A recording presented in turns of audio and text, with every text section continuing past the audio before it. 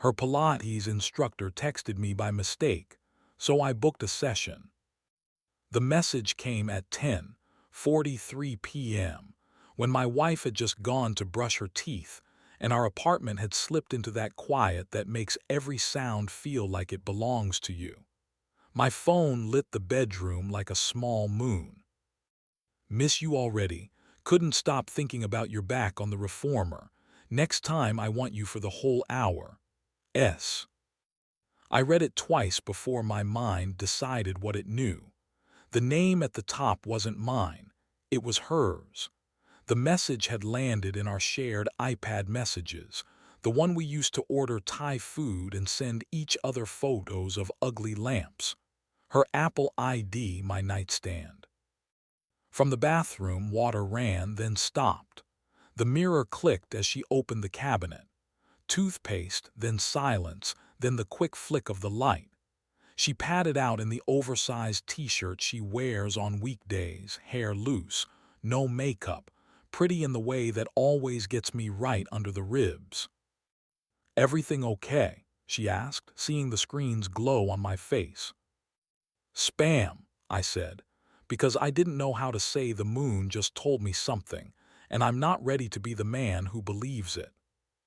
She slid under the covers and put a knee between my legs the way she always does, like she knows how to rearrange me.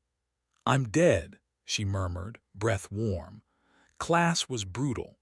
Soren pushed us so hard I thought the reformer would file a complaint." "Soren," I repeated, tasting the S. "Our instructor," she said and yawned. "I told you about him." "Did she?" "Maybe. She tells me a lot. We've always been a house of words, the kind you stack into neat towers and then forget to live inside." I lay there, the iPad face down now, and listened to her breathe herself to sleep. I could have woken her. I could have shown her the sentence that didn't belong to me and asked her to make it mine. But I was curious how truth moves when you don't grab it by the throat. In the morning, she kissed my temple and left for work early, a tote bag on her shoulder, leggings under a long sweater. I made coffee. The iPad blinked again. "Can you slip away this afternoon? 3:30, studio will be empty. S." He was bold, whoever S was, or careless, or both. I replied before I could think of my better self. "3:30 works, J." The bubble appeared and vanished like a heartbeat. Then, perfect. Wear something that lets you breathe. I put the cup down. The coffee tasted like a thing from a different life. The studio was on the second floor of an old brick building whose paint had learned to peel elegantly. A bell chimed when I opened the door. Eucalyptus and polished wood. Mirrors that politely refused to show you anything you weren't ready to see. And columns of light from big windows, as if the day had decided to stretch here. He was taller than me by a notch I felt immediately. Soren. Barefoot, dark hair pulled back, gray t-shirt that did nothing to hide what he did for a living. He had the casual steadiness of someone who spends his days asking bodies to trust him. "You must be Jamie," he said, wiping his hands on a towel that had no right to look intimate. "I was expecting," he stopped, a tiny glitch. "A first-timer." "First time here," I said, "but I've seen these machines on Instagram." I smiled like a man who had stumbled into the right room on purpose. He studied me, then smiled back with the kind of warmth people practice because they mean it and because it works. "We'll keep it simple. Breath, alignment, you'll leave taller." He led me to a reformer. Springs clicked. Leather straps sighed. I got on, feeling clumsy and suddenly, stupidly, aware of my body, how it takes up space, how it resists being told who it is. "Feet on the bar," he said, moving close. "Hip width, soft knees, good." His hands hovered near my shins. "Now inhale through the nose, let the ribs spread. Exhale, knit them in." It was all exquisitely professional and somehow charged. Maybe because he was the one who'd texted my wife about her back on this very bed of wood and belts. Maybe because he spoke to muscles like they were people. "You're tight here," he murmured near my hip. "Desk job." "Architect," I said, pretending my breath wasn't trying to sprint. "Ah," he smiled. "You know about load-bearing structures then." I almost laughed. "I do." He guided me through presses and reaches, lunges that made my legs shake, holds that made time longer. He didn't touch me more than he needed to, but when he did, 2 fingers on the crest of a hip, a hand under a shoulder blade, heat licked up my spine in a way I hated and understood. I thought of her here under his voice. The mirror gave me back my own face, focused, a little hungry. "You're picking it up fast," he said, breath steady while mine swam. "Most guys fight the breath, you let it lead."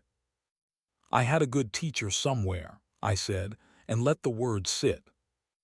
There was the flicker again, that film jump I'd seen last night on my wife's face. Soren smoothed it away quickly. "Turn to face the tower," he said.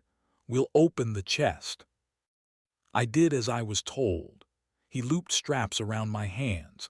The cords hummed when I pulled, a low animal sound. Outside, traffic feigned indifference. In here, the world had narrowed to wood, breath, and the whisper of skin against vinyl. It felt, in a way I'd never expected from a room full of exercise equipment, like the preface to something. Not the thing itself. YouTube would have no note for this. But a threshold. The kind you can stand on forever if you're afraid of what's on either side. When the hour was over, he handed me water. His fingers brushed mine. "You did well," he said, his voice softer than it had any right to be. "You coming back?" "I might," I said, "if my wife wants to try a partner session." The word hung there like a chandelier. Wife. He didn't flinch. Of course he didn't. Men like Soren learn early how to be the calm in someone else's storm. "Partners are great," he said easily. "Communication, breath together, it can help things." The corners of his mouth tilted. "If you book, ask for me. I like couples." "I bet you do," I said, and left before the room could tell on me. At home, I waited for my wife like a man waits for his verdict. When she came in, the apartment seemed to relearn its shape. She filled it without trying. I poured wine. She kicked off her boots and smiled at me as if nothing had ever gone wrong in any room we'd owned. "You're in a good mood," she said. "I booked us a partner session," I said, casual as weather. "With who?" "With Soren." Her name for him slid between us like steam. She stopped moving. The key bowl on the console held its breath. "Jamie," she said, and folded my name like paper between her teeth. "Tomorrow," I said. 6 p.m. It was the only slot. She watched me with the carefulness of someone stepping into dark water. "You sure you want that?"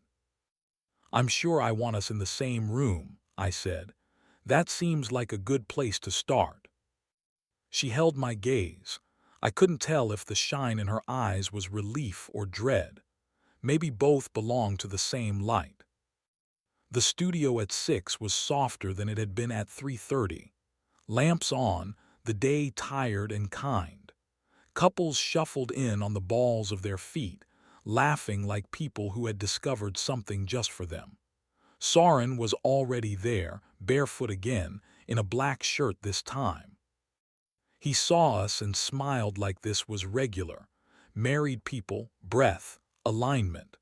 Not like yesterday, when he'd watched me learn his voice with my wife's name in my pocket. "Welcome," he said. "You must be Emma." He offered her a hand. She took it, then let it go the way you let go of a bird you've caught by accident. "Hi," she managed. To me she added, "Soren's good, you'll like this." We started. The exercises were versions of yesterday, mirrored, braided. Soren's cueing made space we could step into together. "Breathe with each other," he said, and it sounded like a blessing. Find the exhale at the same time. At one point, I found myself kneeling behind my wife on the carriage, hands on her hips to help her resist the springs. Her hair tickled my face. She smelled like eucalyptus and skin. Soren hovered near us, adjusting the footbar, his presence a third pulse. "Beautiful," he said, and I couldn't tell if he meant the movement or the picture we made. Emma's breath stuttered. I smoothed my hands over the fabric of her leggings, the way you might calm a horse. Her muscles answered. In the mirror, we looked almost choreographed. His calm, her focus, my hands, the three of us arranged by some invisible rhythm. It wasn't seedy. It wasn't even outrageous. It was something more dangerous. It was intimate. Not the kind you hide, but the kind you build everything else out of. My throat tightened with the weight of it. My palms burned. Halfway through, during a change of springs, another couple asked Soren a question about wrists. He stepped away. The air rushed back into the space he left behind. Emma turned her head slightly. "I didn't mean for you to find out like this," she whispered. "I would have preferred not to find out," I said, not unkindly. Her eyes closed for a heartbeat. He made me feel present, not just a person who pays bills and answers emails, like I was still a body. "You are," I said, my hand still on her hips because the exercise asked it of me. "You always were." "I forgot," she said, and the words shook. "That's on me." Soren returned. The hour finished beautifully, which is to say we did what we were told and found some grace in the doing. The other couples clapped for no good reason at the end, and it felt like being included in something we hadn't asked to join. When the room emptied, Soren lingered by us, professional to the last. "You both move well together," he said. "If you keep practicing, you'll feel more." "I think we already do," I said. He nodded, read the weather, and chose silence. "If you ever want one-on-ones, I can." "No," Emma said gently. "Thank you, though." She tucked a strand of hair behind her ear in a gesture I'd seen 1,000 times, suddenly so tender my chest ached. Outside, the street had turned gold. We walked without speaking for a block. When she finally stopped, she did it under a plane tree that had decided to keep its leaves a little longer than the others. "You could scream," she said. "You'd be allowed." "I don't want to be loud," I said. "I want to be honest." She leaned against the tree, arms wrapped around herself. She looked small and also like the person who had once pulled me onto a dance floor and refused to let the song be about anyone else. "I'm sorry," she said, the words thinner than they deserved to be. "It started after your dad got sick. I felt invisible, like you had to be strong for everyone, and I didn't know where my softness fit. Soren looks at people like they are the only thing in the room. I borrowed that for a while." "Did you love him?" The question surprised me with its gentleness. "No," she said immediately, the kind of no that stops a fall. "I loved how I felt in the light he made, but that light was a trick. It moved when I moved. It wasn't ours." The evening held its breath with us. A man walked past with a bouquet wrapped in brown paper. Somewhere, a kid laughed like a trumpet. "I can't unknow what I know," I said, "but I can decide what I want to do with it." "What do you want?" she asked. And the way she asked it was erotic in a way that had nothing to do with skin. Her voice low, sincere, naked of everything except the need to hear the answer. "I want urgency," I said.